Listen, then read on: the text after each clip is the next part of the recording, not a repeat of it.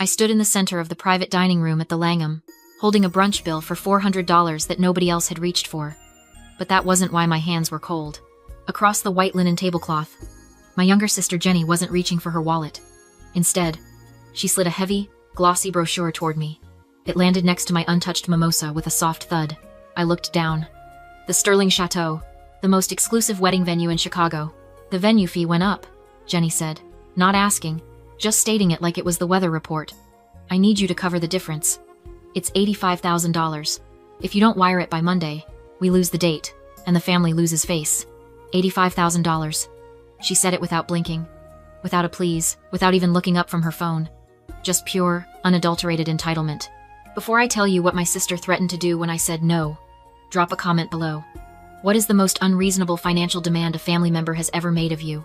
I want to know I'm not alone in this. I looked at the brochure, then at Jenny. I didn't blink. I didn't apologize. I simply slid my hand into my purse, located my wallet, and snapped it shut. No. The word hung in the air, heavy and absolute. For a second, the ambient noise of the restaurant, the clinking silverware, the low hum of expensive conversation seemed to vanish. Jenny's perfect porcelain smile didn't just fade, it shattered. Her eyes narrowed, shifting instantly from doting sister to cornered animal. What do you mean, no? She whispered, her voice tight. We already booked the florist for the chateau. Travis told his parents it was done. Then Travis should pay for it, I said, picking up my water glass. Or maybe you should. But I'm not funding an $85,000 ego trip, because you two can't do math. Jenny let out a short, sharp laugh. It was a sound I knew well. It was the sound of a tantrum loading. It's not about math, Joyce. It's about unforeseen circumstances. Travis had a slight issue with the bachelor party budget. He went a little over. A little over? I raised an eyebrow. He spent the venue deposit on bottle service in Vegas, didn't he? She didn't deny it. She just leaned forward, her knuckles white as she gripped the edge of the table. It doesn't matter where the money went. What matters is that you have it, and we need it. You're the big success story, right? Joyce, 32 years old. The fixer who cleans up messes for billionaires. You make this kind of cash in a month. Don't pretend this is a hardship for you. There it was. The biodata she loved to throw in my face, but twisted. To the world, I was a crisis manager. I managed reputations for Fortune 500 CEOs and scrubbed digital footprints for Harris's. My job was discretion and control. Jenny knew that. And she knew exactly where to aim. My income isn't the issue, I said, my voice dropping to a register that was calm, professional, and cold. The issue is that you think I'm an ATM with a pulse. I'm not signing a check, Jenny. Not today. Not ever. I stood up. I smoothed the napkin on the table, grabbed my coat, and turned to leave.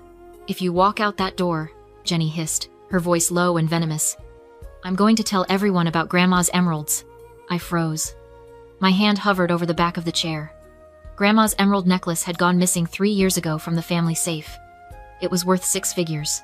Everyone knew it was gone, but no one knew who took it. I'll tell them you pawned it, Jenny continued, a smug satisfaction creeping into her tone. I'll tell Dad. I'll tell the police. And most importantly, I'll tell your clients. How many billionaires are going to trust a fixer who steals from her own dead grandmother? I turned back slowly. I looked at my sister, really looked at her. I saw the desperation behind the designer makeup, the cruelty that she wore as casually as her engagement ring. In my line of work, you learn to assess threats instantly. You weigh the leverage, calculate the damage, and decide whether to negotiate or amputate. I didn't feel fear. I didn't feel sadness. I felt the sudden, sharp clarity of a bridge burning down. You really want to play this game? I asked softly. I want my wedding. She smiled. Sweet and poisonous. Sign the check, Joyce, or I ruin your reputation. I didn't say another word. I didn't sign the check. I turned my back on her and walked out of the private dining room, leaving her alone with the bill and her delusions. I thought the worst was over. I was wrong. The war had just begun. I didn't make it to the revolving doors. I didn't even make it past the marble concierge desk. They were waiting for me, flanked by 2 potted palms like sentries at the gates of hell. My parents, Cynthia and Ronald, they weren't eating. They weren't checking in for a room. They were standing side by side, arms crossed, wearing matching expressions of disappointed patience, the kind of look you give a toddler who just spilled grape juice on a white carpet. We saw you storm out, my mother said, stepping into my path. She reached out, not to hug me, but to pick a piece of lint off my coat. "You're causing a scene, Joyce. Go back in there and fix it." I stopped, staring at them. The adrenaline from the restaurant was still humming in my veins, but now it was mixing with something colder. Fix it? She just tried to blackmail me. She threatened to destroy my career with a lie about Grandma's emeralds. I expected shock. I expected my father to march into that dining room and demand an explanation. Instead, Ronald just sighed, checking his watch. "She's stressed, Joyce. It's a wedding. Tensions run high. You know how Jenny gets. She's demanding $85,000, I said, my voice rising just enough to make a passing bellhop look over. "That's not stress. That's extortion." "It's family," my mother corrected, her voice dropping to a harsh whisper. "And frankly, I'm disappointed in you. You have the means. We all know how much you charge your clients. Why are you making this so difficult?" And there it was. The dynamic that had defined my entire life, laid bare in the lobby of a 5-star hotel. Suddenly, I wasn't 32. I was 20. I was back in college, working 3 jobs: barista at dawn, library archivist at noon, tutor at night, just to pay for textbooks my scholarship didn't cover. I remembered the smell of stale coffee on my clothes and the ache in my feet. I remembered calling home, proud that I'd made the dean's list, only to be cut off because Jenny had passed her driver's test. They bought her a brand new convertible that week. I was eating instant noodles to save money for bus fare, and they handed her the keys to a $40,000 car because, as my mother put it, then, "Jenny just isn't built for the bus. Honey, you're tough. You can handle it." I blinked, snapping back to the present. The lobby was cold, but my mother's logic was colder. "You're doing it again," I said, looking from one parent to the other. "You're punishing me for being competent." "Stop being selfish," Cynthia said, and her eyes were hard, devoid of any maternal warmth. "Your sister needs this to be happy. You don't need it. You're strong. You can make more money tomorrow. It's just paper to you. Don't punish her for being delicate. It's a trap, isn't it? The trap of normalized cruelty." They had spent decades convincing themselves that my resilience was an excuse for their neglect. They didn't see a daughter standing in front of them. They saw a resource, a safety net, a bank account that had the audacity to say, "insufficient funds." "I moved out when I was 18, I said, my voice steady. "I haven't asked you for a dime in 14 years. I owe you nothing. We raised you," my father said, stepping closer, using his height to intimidate me. "We put a roof over your head. We fed you. That is a debt you pay back when the family needs it. Right now, the family needs 85 grand. So you go back in there, you apologize to your sister, and you write the check, or don't bother coming to Sunday dinner." I looked at them, really looked at them. I saw the expensive suits, the jewelry, the entitlement etched into every line of their faces. They weren't struggling. They weren't in trouble. They just didn't want to pay for their golden child's happiness when they had a spare child to foot the bill. "Don't worry," I said, stepping around them. "I won't be coming to dinner." I walked out into the biting Chicago wind. I didn't look back. But as I hailed a cab, I realized my hands were shaking. Not because I was scared of them anymore, but because I finally understood that the only way to win this war was to stop trying to be their daughter. I had to become what they feared most. A stranger with a long memory. My apartment was quiet. Not the empty, lonely quiet my mother always assumed I lived in, but the deliberate, heavy silence of a vault. I locked the door behind me, threw my coat on the hook, and walked straight to the office at the back of the hallway. Logan was already there. He was sitting in the dark, the blue light of 3 monitors illuminating the sharp angles of his face. He didn't turn around when I entered. He didn't ask how brunch went. He just tapped a final key, spun his chair, and looked at me. "They cornered you," he said. It wasn't a question.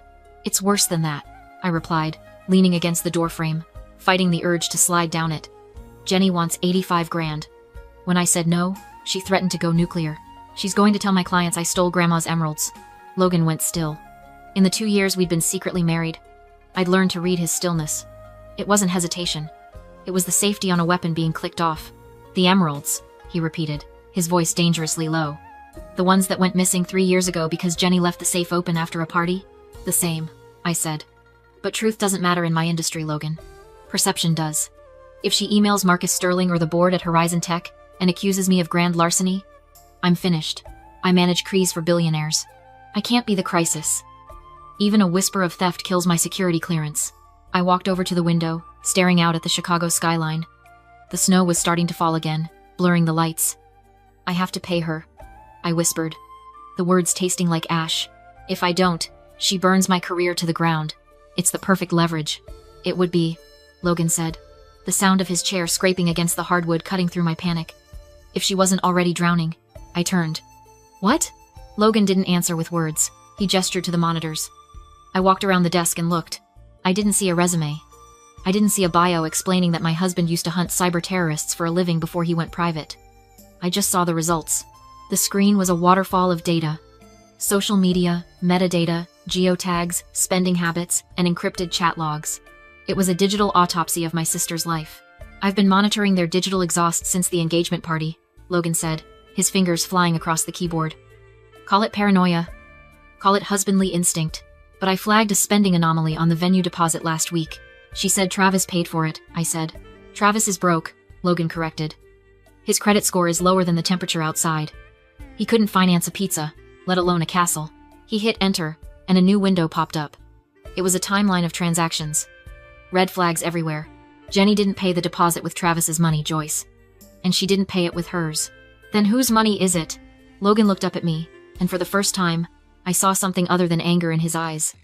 I saw protection. Fierce, terrifying protection.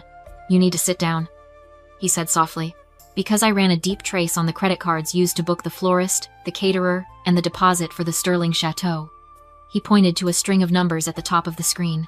Does this social security number look familiar? I leaned in. I squinted at the glowing text. And then the air left my lungs. It was mine. That's my social, I stammered. But I didn't open those accounts. I know, Logan said, pulling up a scanned lease agreement for a penthouse apartment in the Gold Coast. But according to Equifax, you did. And according to this lease, you are currently the guarantor for a $12,000 a month apartment that your sister is living in. My knees finally gave out. I sank into the chair beside him. This wasn't just extortion anymore. This wasn't just a toxic family dynamic. She stole my identity, I whispered. She didn't just steal it, Logan said, his eyes turning back to the screen, cold and calculating. She maxed it out, and we are going to bury her with it. I watched the living room wall turn stark white as the portable projector hummed to life. There was no loading screen, no buffering. Just the brutal, glowing reality of my financial autopsy projected 6 feet high. Look at the dates, Logan said, his voice devoid of emotion. He wasn't looking at the wall. He was watching my face. I stepped closer to the projection. It was my Experian credit report, but it looked like a crime scene. At the top, my credit score, usually a pristine 820, was bleeding out at 540. Below it was a list of inquiries and open accounts that made my stomach turn over. Chase Sapphire Reserve. Opened 4 months ago. Balance. $28,400. Logan read aloud, pointing a laser at the line item. Status. Past due. I don't have a Chase Sapphire, I whispered. You do now, he countered. And you also have an Amex Platinum. Opened 2 months ago. Balance. $42,000. And a Neiman Marcus store card, maxed out at 15 grand. I did the math in my head, the numbers blurring through the panic. That was nearly $90,000 of debt. Debt that was attached to my name, my social security number, my life. How? I asked, my voice cracking. How did she get past the verification? The 2-factor authentication? She didn't need to, Logan said, clicking to the next slide. It was a scanned copy of a lease application. She used your old passport ID, the one you thought you lost at Mom's house last Christmas, and a burner phone registered in your name. She routed the mail to a P.O. box in Schaumburg. He magnified the signature at the bottom of the lease. It was my name. It looked exactly like my handwriting. It was a forgery so practiced, so intimate, it made my skin crawl. The Astor Street penthouse. I read. $12,000 a month. She's been living there for 3 months, Logan said. She told the family she got a promotion and a deal from a friend. The reality? You're the guarantor. If she misses a payment, they don't evict her. They sue you. I stared at the wall.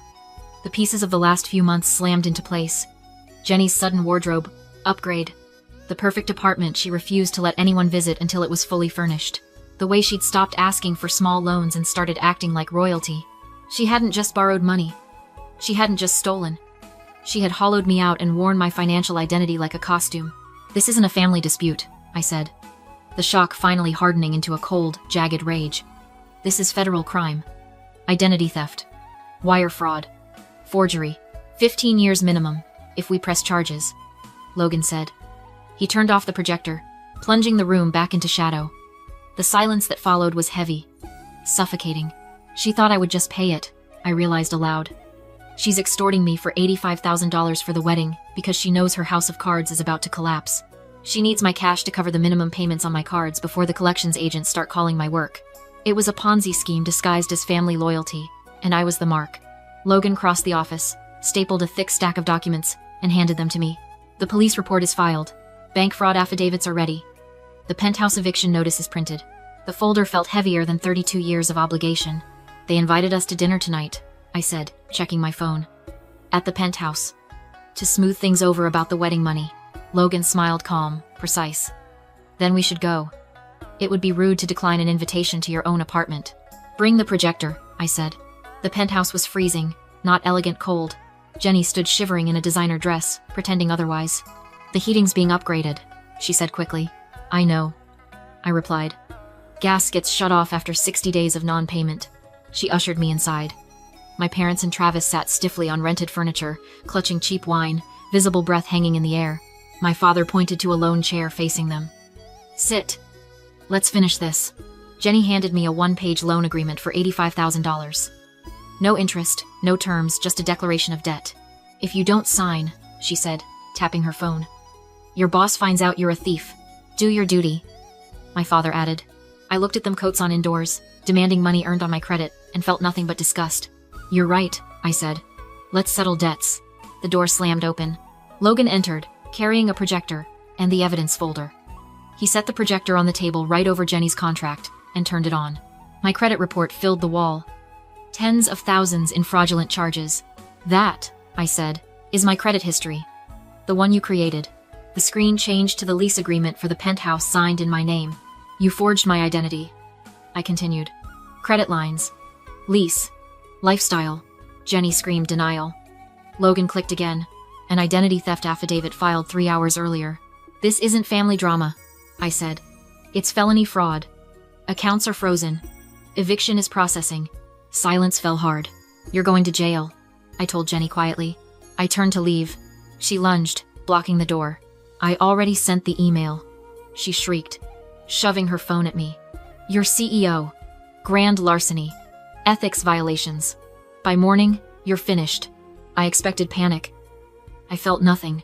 Oh, Jenny, I said. Logan chuckled and checked his phone. You didn't research this. He's her boss, Jenny screamed. Yes, I said calmly. And he owns your wedding venue. Her face collapsed. Logan read the reply aloud. The booking canceled, deposit forfeited, legal action pending. She slid to the floor, ruined by her own email. You did this, she whispered. No, I said, stepping past her. You did. The fallout was immediate. Eviction. Lawsuit. Criminal charges. Travis left. Jenny ended up back in my parents' guest room. 2 weeks later, I sat in my real home. Warmth steady. Mortgage paid. A court order rested in my hands.